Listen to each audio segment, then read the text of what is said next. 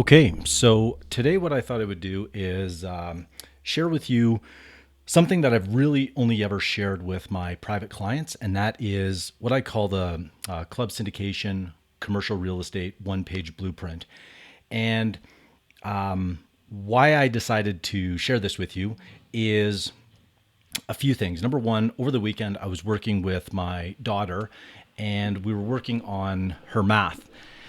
And if she understood the question, what I realized is when I was working through with her, and I'm sometimes not always I'm more patient with other people than I am with my own kids. I'm not sure if that's something that's common for other parents, but in any event, I started to notice a pattern, and that was when she didn't understand what the question was, then she would struggle. And so what I showed her, and I said, look, Brooke, when I was, in school and university, one of the first things I would do, especially in math, is I would write the question out. I would convert the words into numbers.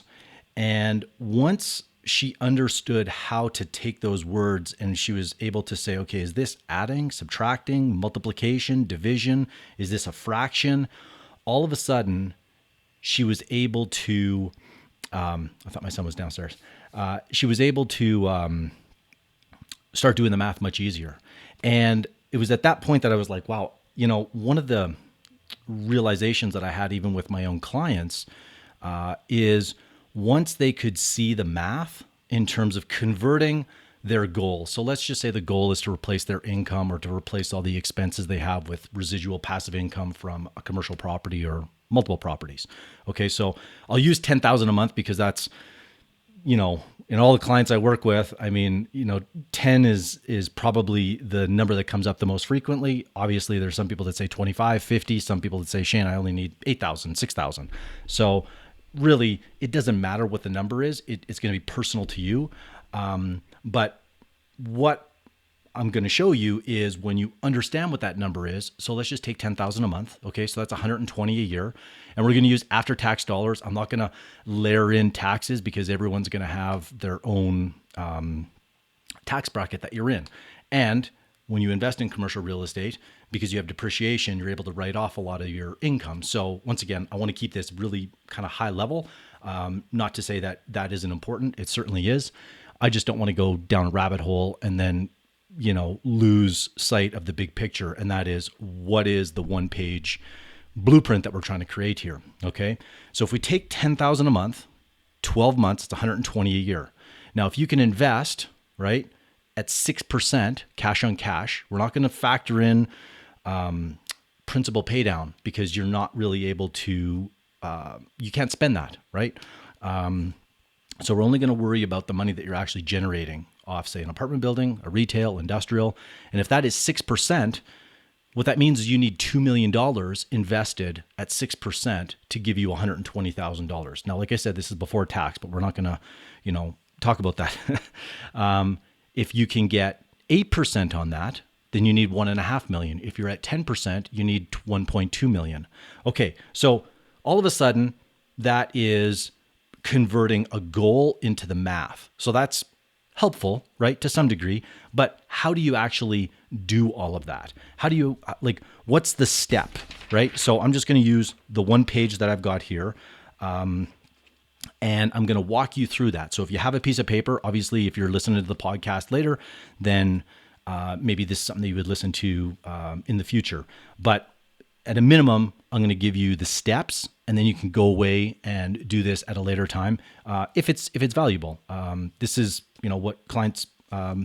We always start off with this one pager because it gives clarity on where you are, where you want to get to, and then what are the milestones along the way. Okay, so step one, we've already kind of established that, but for you, the question is, how much do you need? How much do you want? Right? And that could be to cover your expenses. What is the bare minimum to cover your expenses? In the training that I do, I call that security, right? That's milestone one. So that might be 5,000 a month, 8,000 a month. And the best way to do that is to go through and say, okay, what's my mortgage? What are my expenses for vehicles? What are my expenses for everything? List it all out. Then you come up with that on a monthly basis and you say, okay, that is milestone one. Milestone two might be comfort, and comfort might be 2x that, right? So let's say it was 10,000, now it's 20,000. And then milestone 3 might be legacy, where you've got enough money to be able to pass on to your kids, contribute back to your community. And that might be 5x what your security number was. So if security was 10,000, it might be 50,000. Like I said, everyone's going to have their own numbers. This isn't about what the number should be. The number is going to be what it is for you. Okay. So step 1 is, where do you want to get to, right? That's point B, out into the future. Point A is, where are you today? And that, one of the first steps that I do is we say, what are your assets? How much money do you have to be able to invest? Okay. So in most cases, you're not going to be taking a home equity line of credit out to invest in commercial real estate. Now, some people might do that. I'm not advocating one way or another. You're going to have to decide what is right for you. But one of the things that I've noticed, especially with a lot of the investors that are in like hot markets like Vancouver, Toronto, Dallas, Denver, Minneapolis, wherever it happens to be, is they might own residential properties that are generating like 1% on their money, right? And most investors have never really taken the time to look at it and say, how much are my investments generating cash on cash to me every year? And so once you understand where you're at, where you want to get to, then you can start to make decisions on where you want to invest your money. And I'm not a financial planner. Look, this is just what works for me and what I've learned. So I just want to share these strategies with you. Take whatever works for you. Like I said, I'm not, proclaiming that I'm a wealth manager and this is how you should invest your money. This is just how I invest specifically in commercial real estate.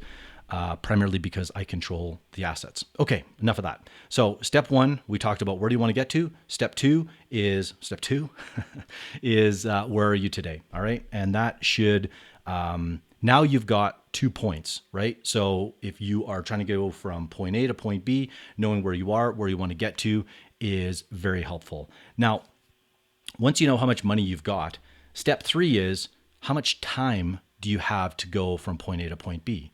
Some people say, Shane, I want to get there in 10 years. Some people say 5 years. Some people say, you know what? Like the gentleman I'm coaching signed on last week. He's like, Shane, I'm okay for the next 20 years. I'm only 40 and I love doing what I'm doing.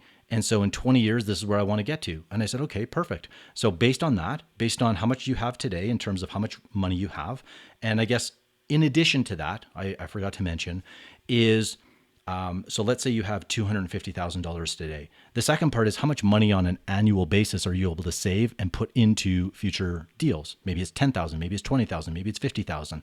Whatever that number is, that is additional equity that you can use to grow your portfolio.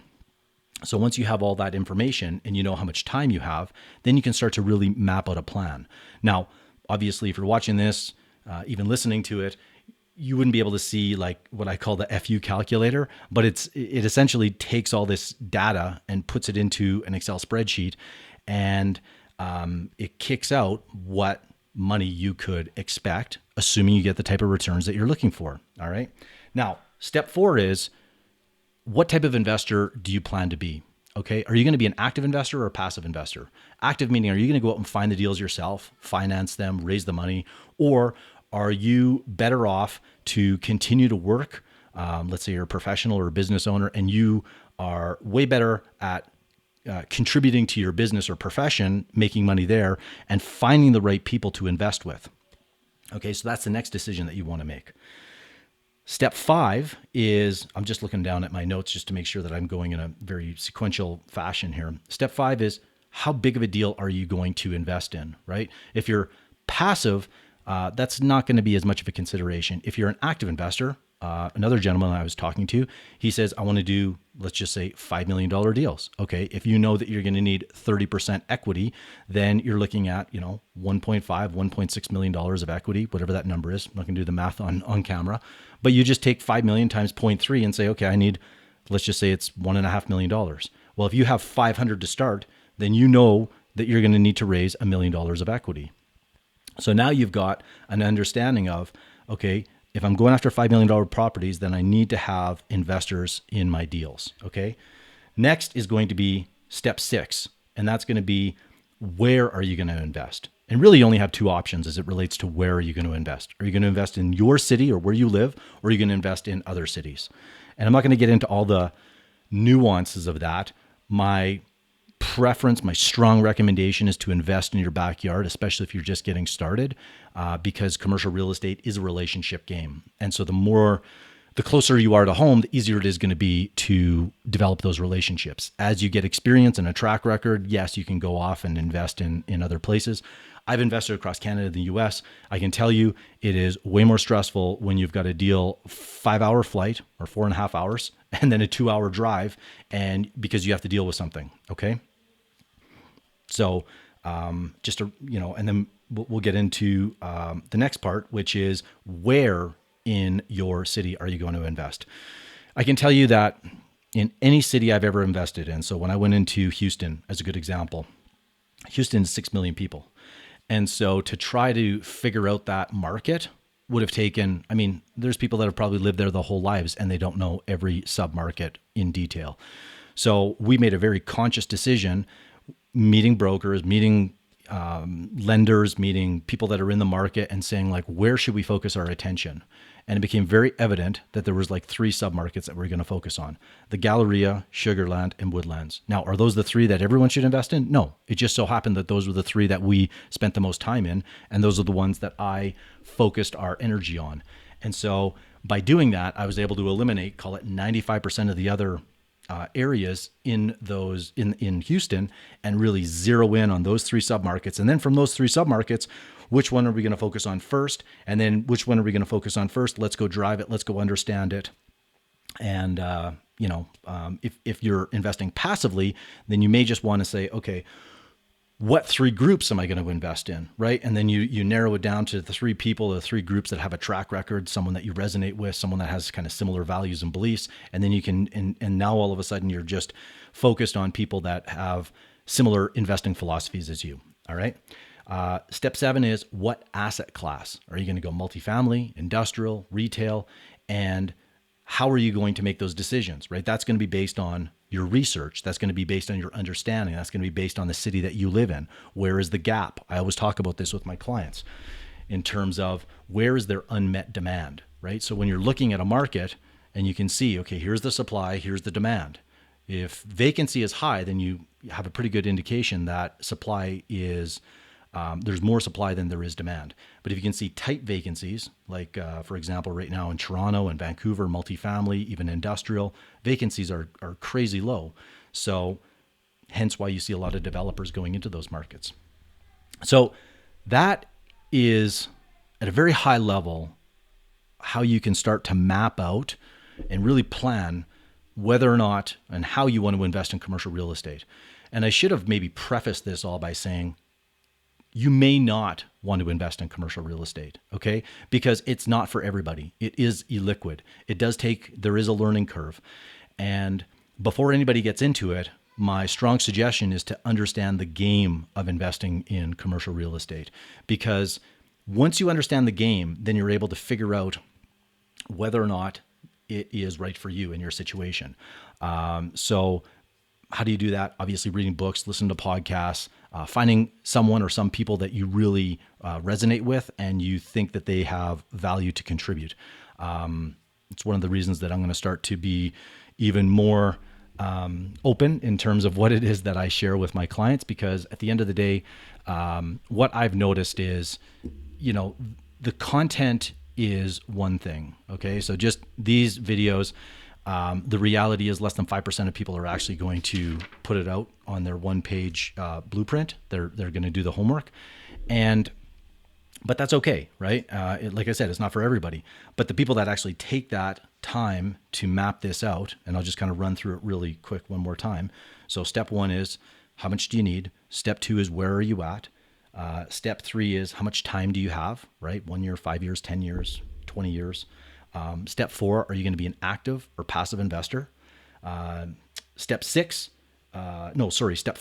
how big a deal are you going to invest in? That's going to dictate whether or not you need partners. Step 6 is where, what city, and then drill down to the submarkets. And then step 7 is what asset classes. So I think that those are the primary ways that you can map out your own one-page investing blueprint, if you will. Like I said, if it makes sense for you, and understand why we're doing this. Okay, so I probably did this out of sequence, but if you understand your why, which for many people is, I want more time, Shane. I want more freedom. I want a plan to replace my income. If you know that that's the outcome, then you may not need to invest on your own. You may want to just find the right people. For me, I really enjoy and love looking at deals. I'm going to look at a couple today, because that is my business, if you will, right? So just knowing that, I think is helpful. If you're not passionate about it, if you have less desire to understand it and learn it, I would still suggest, if you're planning to invest, get the financial education and literacy to make sure you avoid the mistakes and avoid investing in the wrong people and the wrong deals at the wrong time. But once you've got that foundation, then you'll be able to invest with confidence. And that is ultimately what it is that I try to help people do, is invest with confidence in commercial real estate. I'm not a stock market guy. I'm not Bitcoin. I'm not any of that other kind of stuff, because frankly, it's not something I've learned, or I'm not proficient enough to be able to feel comfortable teaching other people. But because I've done this for a long time, I feel like I've got some insights that I can share with you. And I've been very fortunate to have some incredible mentors along the way. And so hopefully you found this valuable. Like I said, take the time. If you want to re-listen to this, you can go through the 7 steps, and literally on a piece of paper, you can start to say, okay, you know what? I'll actually read out one of the, towards the end of the actual plan, if you want to, in terms of the one-page blueprint. This is a paragraph I have all my clients write out. So here it is. To reach my goal of fill in the blank, $10,000 a month in passive income, I'll require multifamily assets that pay me 8% a year, requiring $1.5 million of equity. To accomplish this, I will focus on value add, core, what type of properties. Okay. And to find these properties, I'll need to look at how many properties every month, or how many people am I going to have to talk to in order to close on one deal, right? It's very simple. And I think many people try to complicate it, but if you can just simplify it and get it down to its essence, and hence, like, this one-page blueprint started off, and I still give it to my clients, a 14-page document, because it does help go through in more detail. Some people like that, but some people just want, like, look, I just want this on a single page, and hence why I tried to create this. And hopefully you found it valuable. I think that's all I've got for today. I'll see you next week. And if you're watching this on YouTube and you have any questions or comments, by all means, hopefully they are positive. I get that, it won't be for everybody, but if it's constructive criticism and whatnot, hey, I'm open to that because I'm always looking to learn. And hopefully you did find some value in this. I mean, this is something that I've taken a long time to create and work on. So look, if you got one thing out of it, and it's just like, you know what? I actually have clarity now on the type of returns I'm looking for. If I can find a property that pays me a 6% return and I have $2 million, I can generate $120,000 in pre-tax income. Okay, perfect. That's what I got to focus on. Or I got to focus on 10% or whatever the number is for you. Okay. And I'm not here to tell you the type of returns that you should be focused on, because once again, that's going to be based on your level of risk, the asset class, the location. And if I told you the type of returns that I am able to typically generate, it wouldn't even make sense, because I've been doing this for a long time and I focus on heavy value add or development for the most part. But once again, that's my investing philosophy. You have to create your own investing philosophy. So once again, I will be going down a rabbit hole that we don't need to do right now. So hopefully this was valuable, and look forward to seeing you next week. Bye for now.